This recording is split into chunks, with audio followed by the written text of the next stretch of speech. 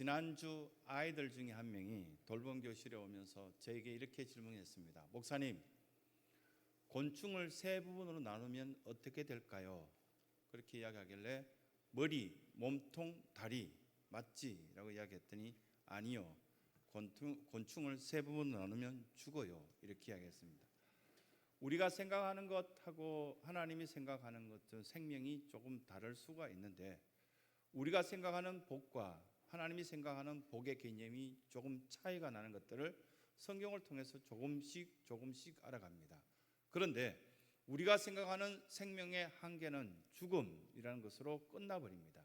그런데 하나님께서는 예수 그리스도를 통하여서 우리에게 영원히 살 수 있는 그 일들을 우리에게 말씀하셨을 때 우리는 마치 곤충을 세 부분으로 나누면 어떻게 될까요? 했을 때 우리가 가진 상식으로 머리, 몸통, 다리일까? 아니면 꼬리일까? 이 정도 수준이 우리의 수준입니다. 근데 예수님은 영원히 살 수 있는 일체 비결이 여기에 있다라고 말씀하셨습니다. 이것을 알던 사람과 모르는 사람들이 이것이 바로 인류의 두 부분으로 나눠진 어떤 차이가 아니겠나 생각되어집니다. 몰랐던 사람들의 대표적인 인물이라 할 수 있는 나폴레옹 같은 경우는 전 세계를 호령하였지만 마지막에 그 장면이 매우 비참했습니다. 자기가 그렇게 전 인류 가운데 가장 예쁘다고 생각했던 아내 조세핀, 이 조세핀을 향해서 마지막 죽으면서 프랑스 제국이여 영원하라 이렇게 이야기하고 조세핀 불렀지만 이미 그때 당시에 그렇게 외형적으로도 예쁘고 또한 자기가 사랑했던 이 조세핀은 이 나폴레옹의 최측근인 남자와 함께 바람 피우는 어떤 상태에 있었다는 기록이 있습니다. 믿을 대상을 믿어야 되는데 나폴레옹은 자기에게 영원한 생명이 없었기 때문에 자기가 바라볼 수밖에 없는 그 제국과 한 여인에게 모든 어떤 목숨을 걸었던 안타까운 모습이 있었다는 사실입니다. 그뿐만 아니라 프랑스의 볼테르 같은 경우에는 그렇게 자기 제자들과 많은 사람들에게 우리에게는 이런 어떤 허황된 미신적인 신앙을 가질 필요가 없다라고 많이 가르치고요, 많은 사람들을 따라오게 만들었는데 정작 자기가 유언을 남길 때 죽게 된 어떤 그 현장 속에서 자기 주변 사람들에게 이렇게 외쳤습니다. 지옥이 자기에게 가까이 왔다라고 이야기하고 마지막 숨을 거뒀다는 기록이 있습니다. 반면에 부활의 산 소망을 가졌던 미국의 초대 대통령 워싱턴 같은 경우에는 저 아름다운 세상이 나에게 보입니다라고 이야기하고 아름답게 그 자리를 떠나갔다고 합니다. 그 또한 우리가 알고 있는 존 번영 같은 경우에도 하나님이여 나의 영혼을 이렇게 받아주셔서 감사합니다라고 이렇게 미소 지으면서 하나님 나라로 들어갔다고 합니다.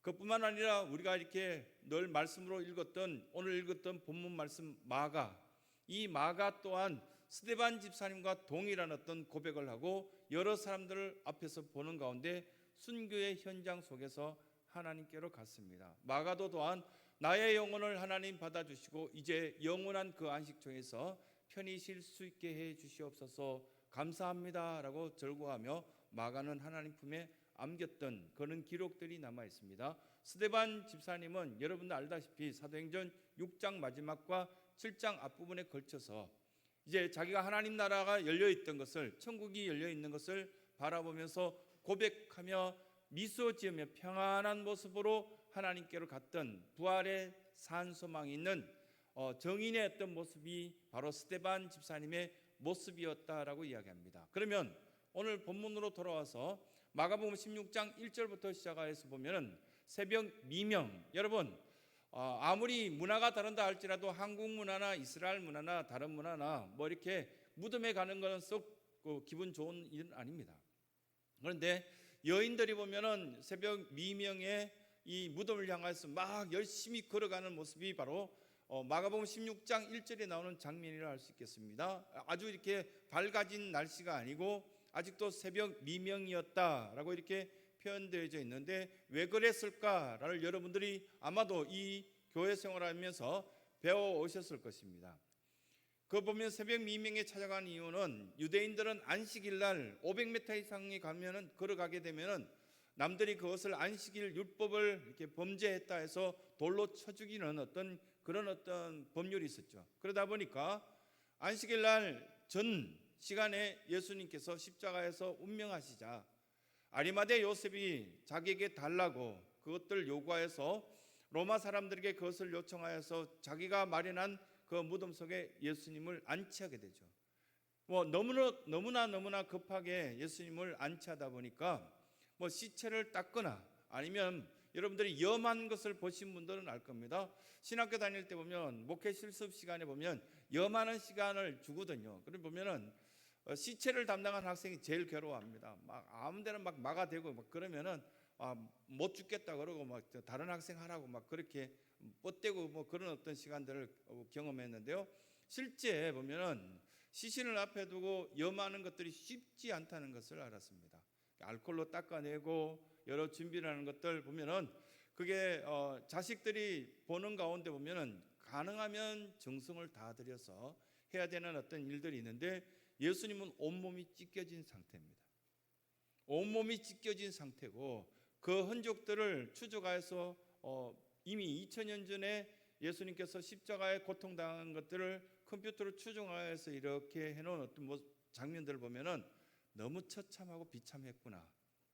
그것들을 알 수 있는데 그 몸을 닦아낼 시간도 없었고 그리고 또 얼른 보면 세마포를 감싸서 무덤에 안치시켰을 뿐이었기 때문에 여인들은 그 처근한 마음으로 빨리 우리가 다른 사람들이 오기 전에 이제 안식일이 끝났으니까 새벽민명에 빨리 가서 예수님을 향품으로 닦아드리고 부패하기 전에 다른 것들을 좀 해야 되겠다. 그런 장면이 오늘 1절의 말씀입니다. 그런데 도착하였을 때 이미 도착하기 전에 여인들이 그 언덕을 막 뛰어가면서 그런데 우리가 이렇게 가면은 그 큰 돌은 누가 굴려내지? 이 이야기가 3절에 나오죠. 큰 돌을 굴려내지 이 이야기를 하고 있는데 여인들이 가면서 하는 그 이야기들 자체에서 모순이 있지 않습니까? 돌문도 굴려내지 못한 사람들이 예수님께 향품을 어떻게 발라드려요? 작은 문제 하나 해결하지 못하면서 이 여인들이 몇 명이 가서 그 모든 나머지 장례 절차를 해결하겠다는 이 이야기 자체가 모순이고 이건 있을 수 없는 이야기를 본문에 기록되어 있다는 것을 알게 됩니다. 우리가 믿음을 가졌다 할지라도 이 성전에 와서 직분을 가졌다 할지라도 목사가 되었다 할지라도 우리의 능력과 우리의 힘으로는 돌문을 굴려낼 힘이 없습니다. 가능성이 1%도 없습니다. 그런데 우리는 믿음으로 갖고 나사로야 나오라고 이렇게 외친 예수님처럼 그냥 고백하고 하나님 앞에 찬양하고 그리고 또 하나님 앞에 나오게 된다면 돌문은 열려지게 되어 있다라는 것을 말씀 가운데 교훈해 주시는 겁니다. 아마도 답답한 심령, 여러분들이 그 심령들을 주님께서는 잘 알고 계십니다. 그런데 내 힘으로 돌문을 굴려내려고 하는 그 순간부터 그 돌문을 굴려내는 힘이 바로 미신이 되고 우상이 되고 우리에게는 있어서는 안 될 하나님을 대적하는 도구가 될 가능성도 있습니다. 한동안 인류는 이 돌문을 굴려내려고 돈을 모으기도 하고 또한 성적인 쾌락을 즐기기도 하고 그 문제를 해결하려고 최근에도 보면은 저 이태원에서 나이트클럽 속에 1,500명의 어떤 젊은이가 들어가서 밤새도록 놀 수 있단 말인가. 도대체 이해할 수 없는 구조다. 근데 이렇게 그 아는 분들한테 물어봤더니 한 테이블당 그냥 몇만 원이 아니더군요. 4명이 한 테이블을 잡는데 100만 원씩 200만 원씩 내야 된다는 이야기를 듣고 깜짝 놀랐습니다. 그 정도 비싸냐? 목사님 걱정하지 마세요. 목사님은 외형상으로 입구에도 못 들어가요. 이렇게 이야기하길래 더 기분 나빴습니다. 돌문을 굴려낼 방법들을 우리가 답답해하는 문제, 권력만 가지면 저 돌문 해결할 것 같다. 그래서 속 시원히 문제가 해결될 것 같다. 그렇게 생각하는 그 순간 그것이 우상화될 가능성이 있다는 겁니다. 이건 수많은 학자들이 이 본문을 갖고 해석할 때 이미 오래전에 해석했는데 우리는 돌문을 생각하지 못했던 겁니다. 이미 이 성전을 드나들면서 나에게 주어진 그 돌문은 무엇인가 생각하지 못하였었는데 성전에 찾아오면서 나에게 저 돌문을 어떻게 굴려낼까 예수님 이외에 다른 방법으로 해결하려고 했더니까 더 답답하고 더 문제가 생긴 겁니다. 이제 예수님을 만나기 굉장히 힘들고 예수님을 만나서 기도하고 또한 말씀을 듣고 그렇게 하는 것은 너무 힘드니까 우리 친구들끼리 또래들끼리 모임을 만들자. 뭐 어떤 것들 다른 것들을 만들자. 그래서 내가 다른 사람들에게 인기 끌어서 직분을 만들자. 그렇게 하는 순간 그 돌무는 진짜 우상이 되어버릴 가능성이 있다는 겁니다. 이것이 바로 사도행전에서도 우리에게 말씀하시는 것이고 여러 복음서를 통하여서 돈과 성적인 문제, 권력적인 문제는 오히려 우리에게는 큰 돌이 될 가능성이 있다라는 것을 말씀 가운데 교훈해 주십니다. 돌문을 어떻게 굴려낼까요? 우리는 하나님께 맡겨드리면 도착하는 그 순간 이미 열려 있다라고 부활의 산 소망을 주신 하나님께서는 우리에게 돌문이 열려질 수 있는 그 길들을 주시겠다라고 말씀하신 것을 보게 되는 겁니다. 두 번째는 부활은 이해되어지는 것이 아니라 믿는 것입니다. 변정학자라고 이렇게 말한다면 C.S. 루이스를 대표적으로 들 수 있겠죠. 그런데 그것은 평신도리 보는 시각에서의 C.S. 루이스입니다. 목회자들이나 신학자들이 보는 변정학자는 어거스틴이나 아니면은 이렇게 많은 어떤 불투만 같은 성경을 재해석하여서 정확한 하나님의 뜻을 발견해내고자 애쓰는 그런 어떤 사람들이 많이 있습니다. 왜 이런 변증학자들이 생기게 됐는가? 부활은 믿을 수 없는, 인간으로서는 도저히 이해할 수 없는 지경입니다. 우리가 이해할 수 있는 것은 뭐 점심 먹지 않으면 배고플 것이다. 그리고 비가 오면은 마음이 가라앉을 것이다. 빗소리 들으면서 차 한잔하면 참 좋을 것이다. 이건 우리가 생각할 수 있는 것이고 우리가 이해되어질 수 있는 범위입니다.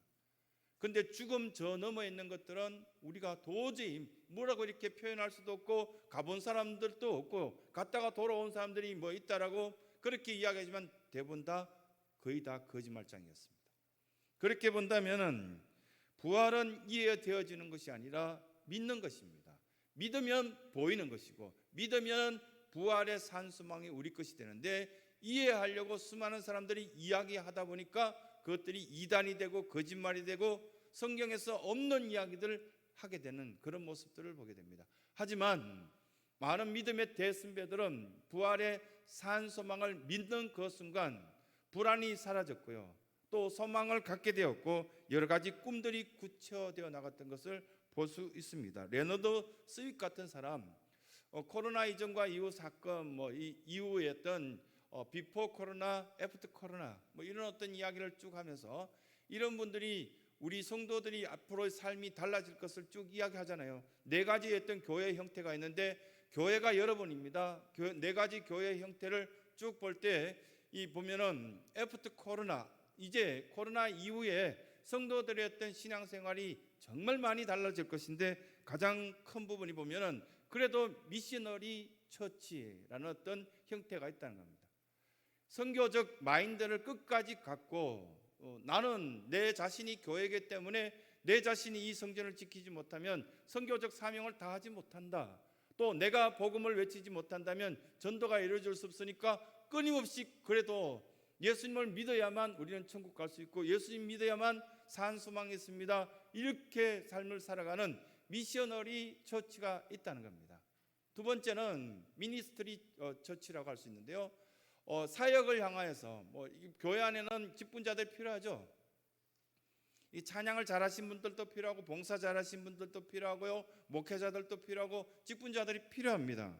이건 미니스트리 처치라 할 수 있는데 그 사역을 중점을 두고 예수님께서 나에게 주신 사명대로 열심히 한번 살아보자. 그렇게 해서는 두 번째 어떤 분류를 할 수 있겠습니다. 이 건강한 어떤 분류가 첫 번째 교회요, 두 번째 교회의 모습입니다. 미니스트리 그 처치 속에 우리가 녹아들이지 못한다면 자꾸 소외되어 나가고 밖으로 빠져나가는 어떤 모습이 있을 겁니다. 그런데 세 번째부터 문제입니다. 메이너스 처치라고 보면은 이 모든 것들을 유지하려고요. 뭘 그걸 하려고 그래? 계속적으로 이 이야기를 할 가능성이 있습니다. 해봤더니 이제 오후 찬양 예배 안 드려봤더니 이제 적응이 돼서 오후 찬양 예배 그 시간에 계획들 꽤 많이 잡아놓으셨죠. 이제 안 하다 보니까 자연스럽게 새벽기도 안 하다 보니까 자연스러워지고 수요일 날 제가 이렇게 막 그 안양천을 열심히 걷고 있는데 그렇게 뭐 다른 교회에서 전화 왔어요. 다른 교회 목사님이 전화 왔는데 뭐 하세요? 그러니까 열심히 운동하는데요. 예배 시간 아니에요. 예배지. 그러고 막 돌아오려다 보니까 안 와도 되는 시간이더라고요.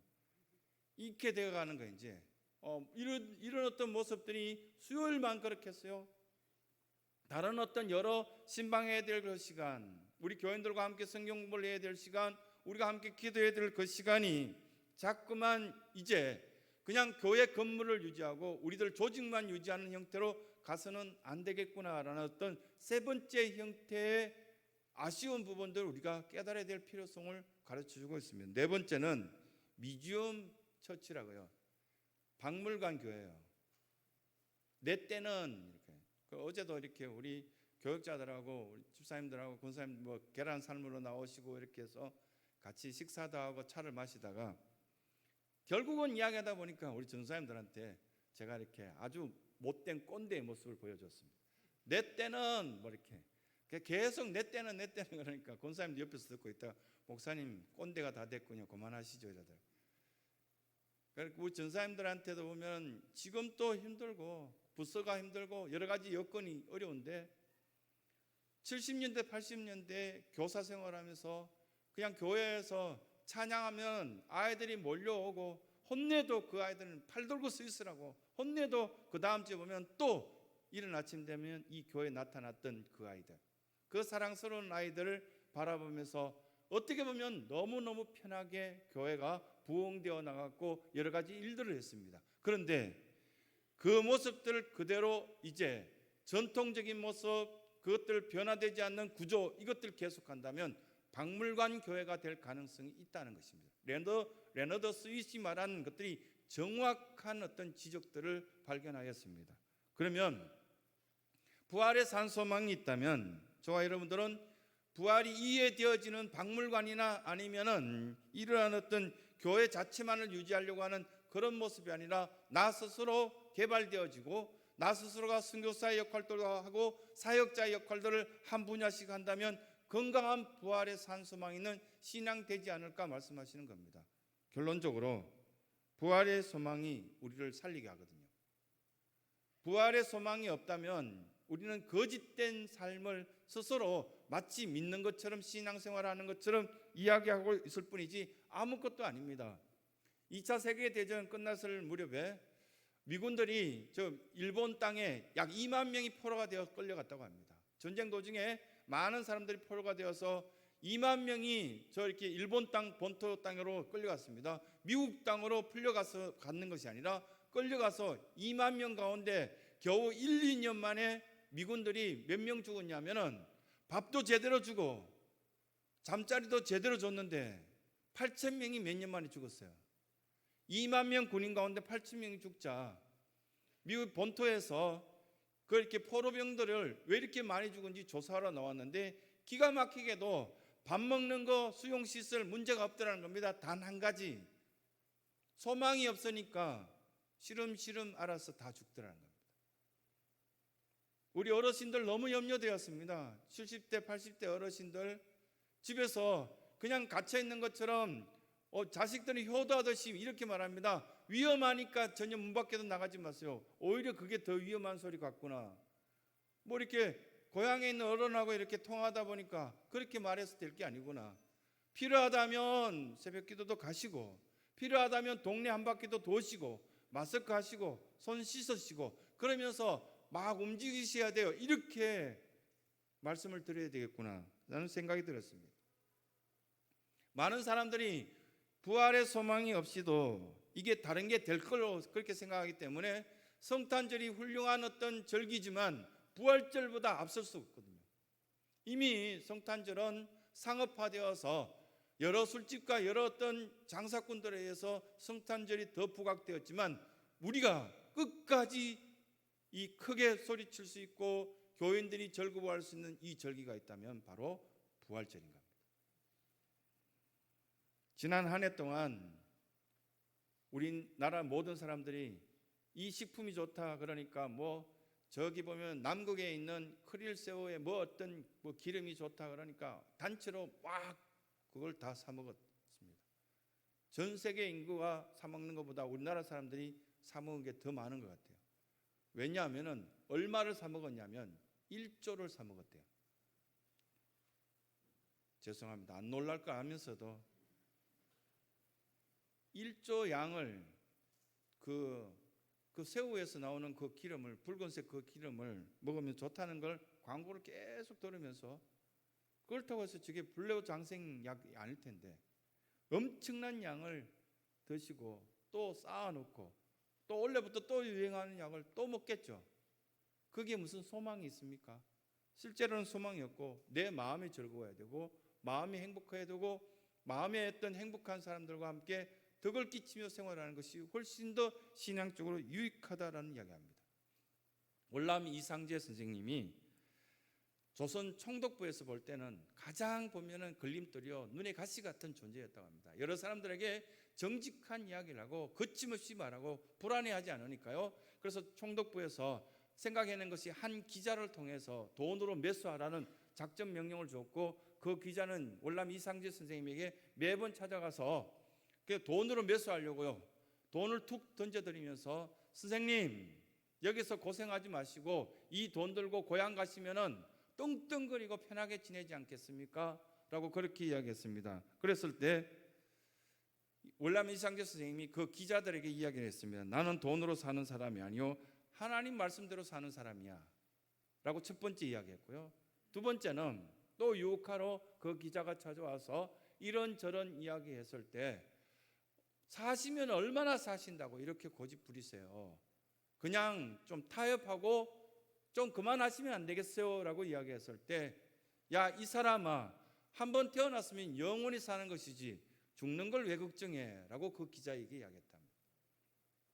이 성전 안에 들어올 때 저와 여러분들에게 주님께서 이 성경을 통해서 약속하신 메시지가 있다면, 나는 부활이요 생명이니 나를 믿는 자는 죽어도 살겠고 살아서 믿는 자는 영원히 죽지 아니하리라.